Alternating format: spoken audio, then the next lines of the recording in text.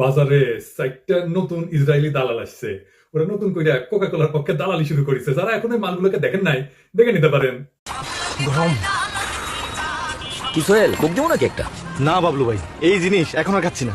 কেন, কি হলো আবার? শোনেন নাই, এটা তো ওই জায়গা। তো খবরটা তুমি কই পাইলা? কেন, সুলতান যে বললো। কি সুলতান সুলেমান, তুমি নাকি কইছো কোক ওই জায়গা? বাসা তোমার তাই দেখাইলো। সোহেল বলে সুলতান, সুলতান বলে বাসার, আর বাসার বলে আকাশে দেখছিলা।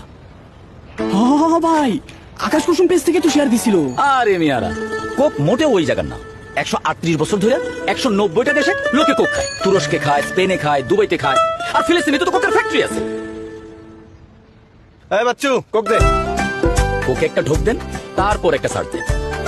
আজকে এই বিজ্ঞাপনকে সামনে রেখা কোকা কোলা বয়কট বিষয়ে কিছু বিশ্লেষণ করব। আমরা আসলে দেখব যে কোকা কোলার সাথে আসলেই ইসরায়েলের সম্পর্ক আছে কিনা।